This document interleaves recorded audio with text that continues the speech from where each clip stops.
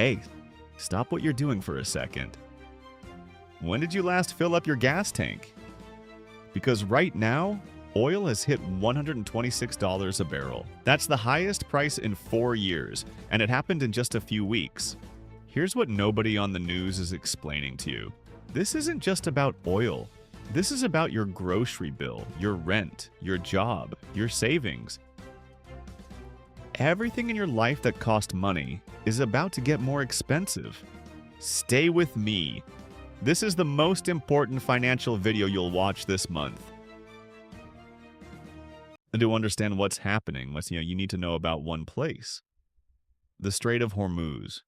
It's a narrow strip of water, just 21 miles wide at its narrowest point, sitting between Iran and Oman. Most people have never heard of it.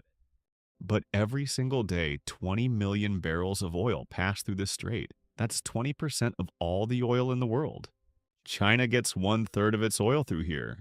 Japan, South Korea, India, all massively dependent on this single waterway. Even Europe gets 12 to 14% of its natural gas through here. And right now, it's closed. The conflict between the US, Israel, and Iran has effectively shut down the most important energy choke point on the planet. The International Energy Agency called this the greatest global energy security challenge in history. Bigger than the 1973 oil embargo. Bigger than the 2008 price spike. Bigger than anything we've seen before. Let's talk numbers, because the numbers are shocking. On February 27th, before the conflict started, Brent crude oil was trading at around $70 a barrel. Normal, stable. By March 8th, it crossed $100 for the first time in 4 years. By late March, it hit $126 at its peak. That's an 80% increase. In less than 30 days. Here's the real problem. Through the strait normally flows 20 million barrels per day. The alternative pipelines can carry at most 5.5 million barrels per day. That leaves a daily gap of 14 to 16 million barrels every single day. The IEA launched the biggest emergency oil reserve release in history, 400 million barrels. The US, Europe, Japan all releasing reserves simultaneously. But analysts say that only buys 73 to 83 days of breathing room. After that, the world runs out of buffer and prices could go even higher. Okay, but why should you care about a strait in the Middle East? Because oil isn't just fuel. Oil is everything. Every product you buy was transported by a truck or a ship that runs on oil. Every piece of food you eat was grown with fertilizers made from oil. Every piece of plastic made from oil. When oil goes from $70 to $126, the cost of making, transporting, and packaging everything goes up. And that cost gets passed directly to you at the checkout.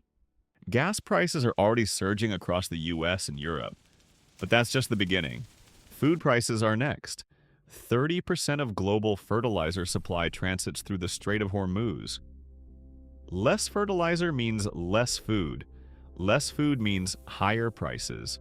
Energy bills, manufacturing costs, airline tickets, shipping fees, everything is connected. Analysts are already projecting this crisis alone could add 0.8% to global inflation. On top of inflation, that's already too high. Not everyone gets hit equally. Let's break it down. Taiwan, the island that makes most of the world's computer chips, has only 11 days of natural gas reserves.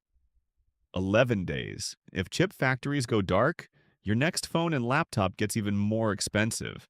India is operating on just 20 to 25 days of actual refinery inventory. 1 billion people running out of fuel buffer. Europe just went through a brutal winter. Gas storage is at only 30% capacity. Prices for European gas nearly doubled in mid-March. Australia gets 40% of its diesel from the Middle East. Without it, iron ore mines shut down. No iron ore means less steel. Less steel means construction halts globally. The United States is in a stronger position with domestic oil production and strategic reserves. But Americans are still feeling it at the gas pump and in grocery stores. And the people who get hurt most? Not the wealthy, the middle class and working class, who spend a higher percentage of their income on fuel and food. So what happens next? Two scenarios. Scenario A, the conflict ends soon. The strait reopens. Oil prices drop back toward $80 to $90. Markets stabilize. The damage is painful but manageable. Scenario B is the conflict escalates. Saudi Arabian oil infrastructure gets attacked.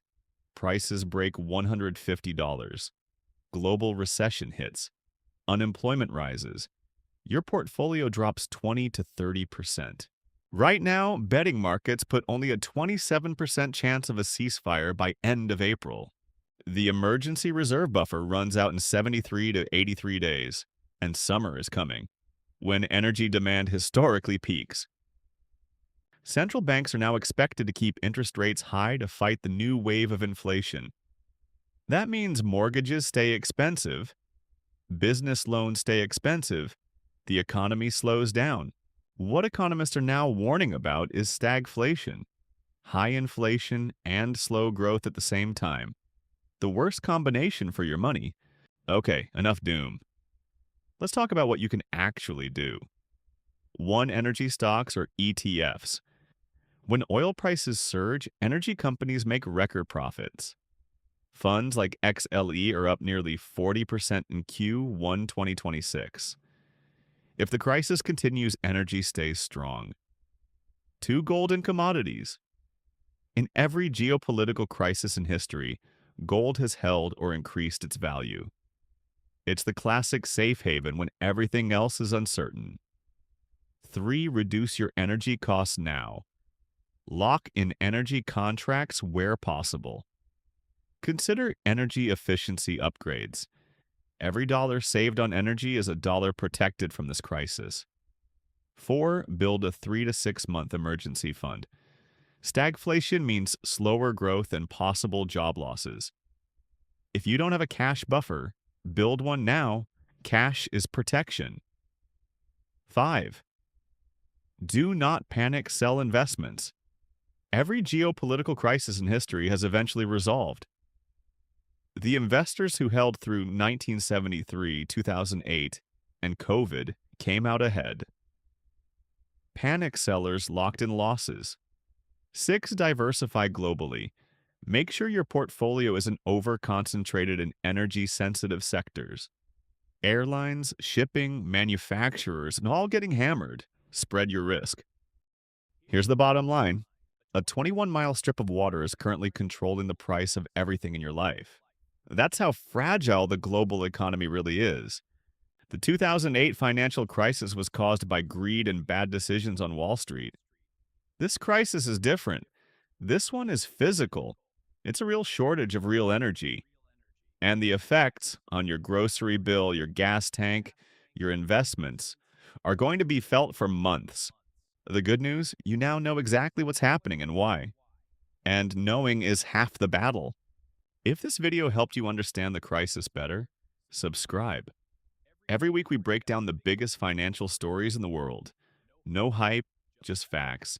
Next week, how to actually invest during a crisis. The strategies that made people rich in 2008, in COVID, and in every crash before that. See you there.